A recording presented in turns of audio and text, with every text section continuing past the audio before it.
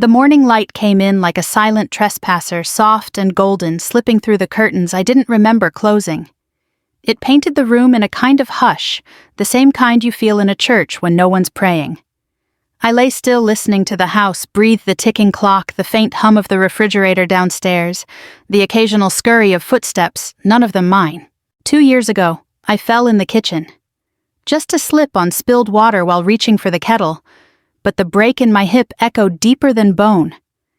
I remember the ambulance ride more than the surgery, how the paramedic called me ma'am with rehearsed kindness, how I watched the rooftops slide by like a reel from a life I used to know.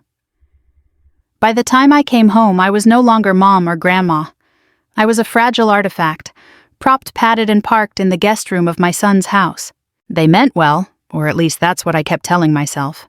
Scott insisted it was best for me. "Why pay for help when you've got family?" he'd said, half smiling, already pushing my suitcase into his SUV before I could argue.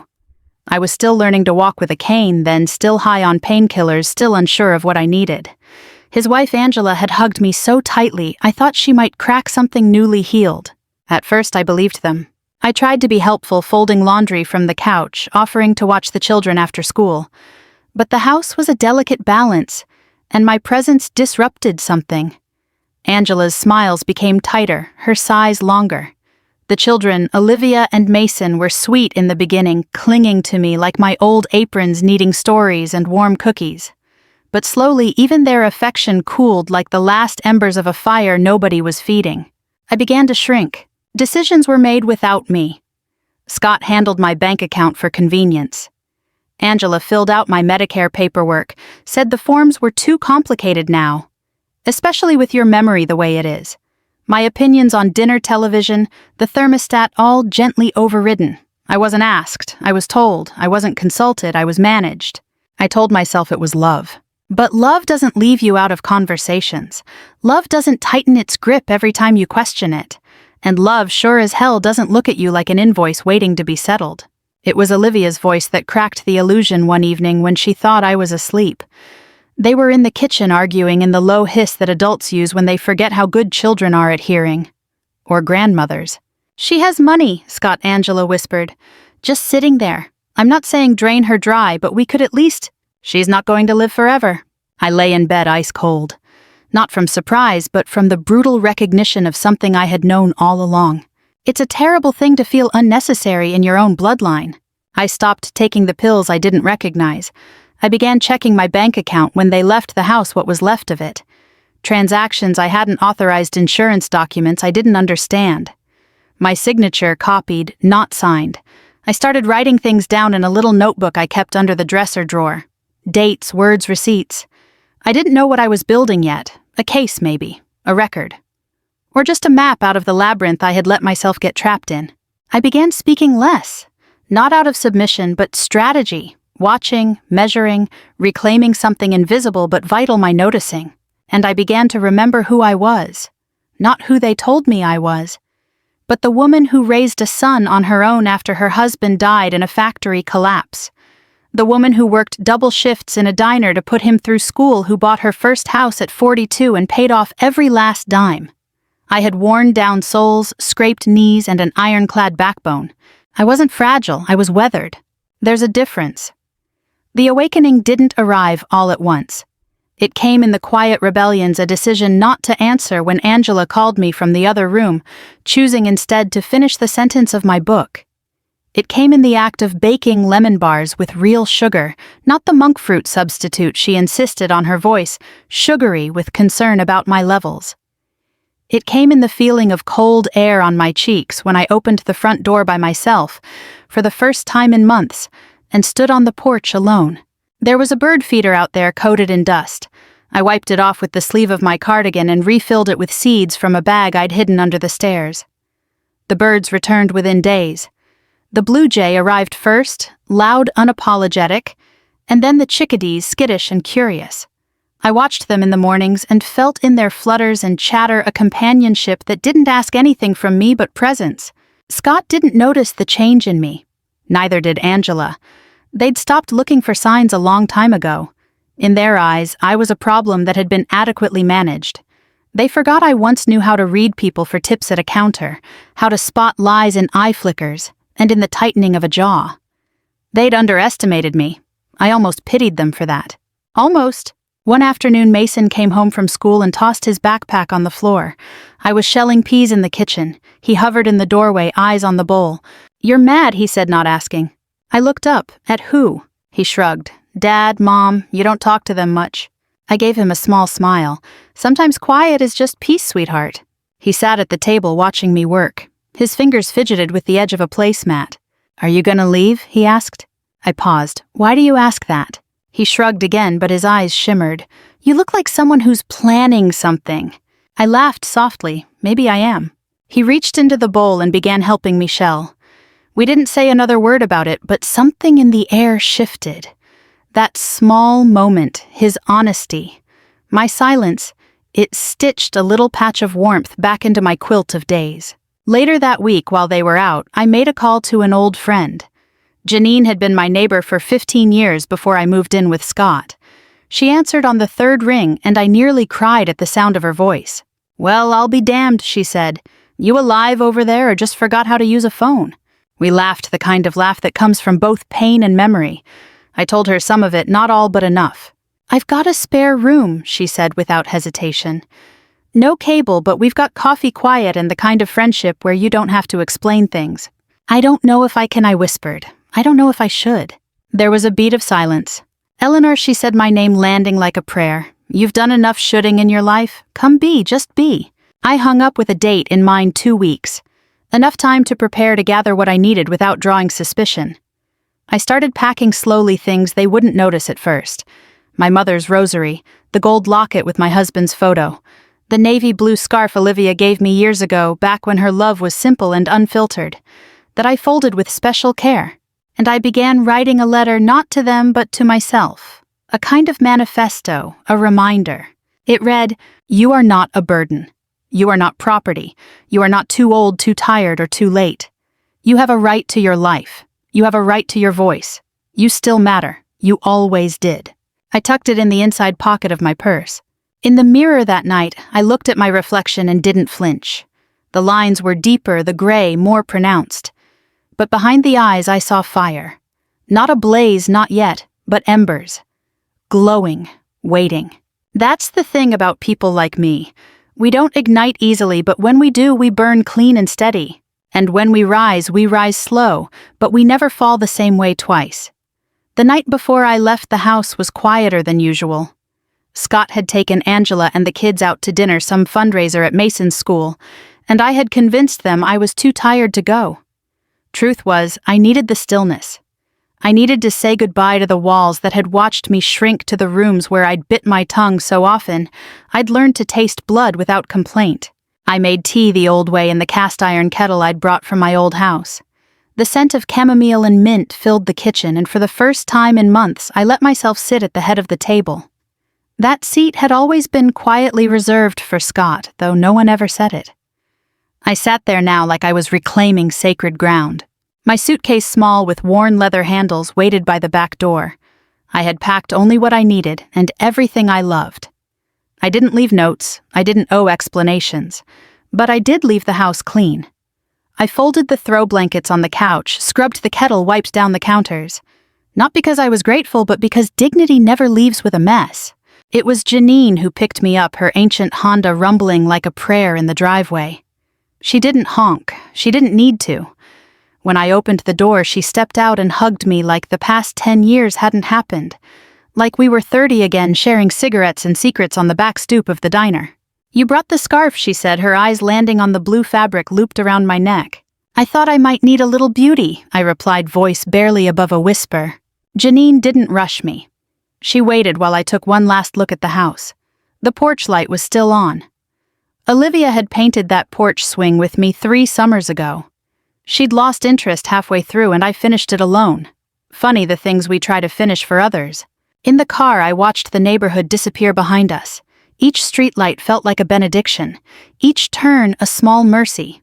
Janine's house sat on the edge of a wooded street where trees bowed in the wind, and crickets performed symphonies no one applauded. Her spare room was small but clean. The bed smelled of lavender and open windows. I sat on it and exhaled something I hadn't even realized I was holding. Grief. Not just for what I'd left, but for the illusions I'd buried. The belief that motherhood was a guarantee of respect. That aging brought softness, not erasure. That family couldn't betray you if you gave enough of yourself. That night I slept without fear for the first time in what felt like years. In the morning, Janine made eggs and coffee and said nothing about the bags under my eyes. She handed me the newspaper and a slice of toast with real butter. When I opened the paper, I found an ad for a quilting circle at the community center. "You should go," she said, not looking up from her crossword. "I haven't quilted in years." "So you haven't smiled in years either." I chuckled, that obvious. "To everyone but you." I went. That afternoon, with trembling fingers and an aching hip, I stitched my first square beside women who looked like me, weathered, sharp-eyed, slow to trust, but quick to pour tea. We didn't speak of the past. We spoke of thread count and pattern and the best kind of thimble. But between the lines I heard the same song in their stories, one of survival, one of emergence. Over the next few weeks I started walking without my cane. I called the bank and reclaimed my accounts. I ordered a new Social Security card. I signed up for a poetry class at the library. I bought a potted rose bush and named it Clara after my mother. Scott called once, left a message, something clipped and rehearsed. "We're just confused, Mom. You could have talked to us." But talking had never been the problem. Listening had, and I wasn't about to open that door again just because guilt knocked. I deleted the voicemail and sat on the porch with my tea watching Clara bloom under the afternoon sun. The anger had faded. In its place was a calm I hadn't known I was allowed to feel. One morning, Mason's name popped up in my inbox. A short email. No punctuation, just 3 words. "Are you okay?" I replied with 2. "I am." He never responded, but that was fine. It was enough. A thread tied, not pulled. And me, I kept quilting. I wrote poems no one read and baked pies no one criticized. I aged. Not out of relevance, but into clarity. The mirror still showed me wrinkles and sagged skin that told the truth too freely. But behind those eyes now there was something fierce. A woman who had remembered her worth. Who had walked out not just from a house, but from a sentence she never agreed to finish. And this time, I didn't look back. Spring came with soft defiance, the kind that doesn't announce itself but simply insists on being noticed. Buds unfurled on the branches outside Janine's porch, like old secrets finally ready to be heard. I spent more time in the garden coaxing Clara through her second bloom, learning the rhythm of watering and patience. It was a new kind of intimacy, this caretaking, that asked for nothing but presence. People in town had started to recognize me. The quilting ladies waved when they saw me at the farmer's market. One of them, Lorraine, invited me to her granddaughter's piano recital. I sat in the second row and cried quietly through a rendition of Clair de Lune. It wasn't the music itself, but the miracle of simply being there. To be included without strings. To be seen but not owned. One evening, Janine and I sat on the back porch drinking sweet tea. The sky was a violet wash and fireflies flickered like Morse code across the lawn. "I'm proud of you," she said. "For what?" "For choosing yourself." I nodded but didn't speak. I was still learning how to receive kindness without flinching. "I ever tell you about that time my cousin tried to move in with me after her divorce?" she continued. "Wanted to live rent-free and have me cook for her while she healed." She took a long sip. I told her the only thing I was healing was my lower back, and unless she could pay in heating pads and foot rubs, she'd best look elsewhere. I laughed so hard I snorted. Janine smiled, proud of the sound. "I spent too many years letting people think I was the soft place to land," she said. "Didn't realize until later they were just using me as a landing strip." That night I wrote in my journal a new one with a navy blue cover and thick pages that smelled like promise. "I'm not bitter. I'm awake. I am not lost. I am returned. To myself, to peace, to truth. And no one gets to manage that but me." A few days later I received a certified letter in the mail. It was from Scott. 6 pages long, typed, structured like a legal brief cloaked in language about concern and misunderstanding. It accused me of being ungrateful, of overreacting. He offered to talk things through if I would come back and stop this unnecessary estrangement. I read it once, then twice. Then I burned it in Janine's old fire pit. The flames crackled like applause. I didn't need revenge. I didn't need apologies. What I needed and finally had was a life I had chosen. Weeks passed. Then months. The air grew thicker with summer, but my days stayed light. I taught Mason how to write letters, not emails, real letters, because he asked me to. Said he missed hearing from me, even though he didn't know what to say. I told him silence was okay, too. That love sometimes grows best in the quiet. He started sending postcards. Just small things, a drawing of a tree, a joke he heard at school, a photo of a new Lego set. I kept them all in a shoebox under my bed. Proof that healing could start, even if it never finished. Sometimes I missed Olivia, missed her as she had been when she was 6, when she wrapped her arms around my neck and whispered stories into my ear about invisible kingdoms and talking animals.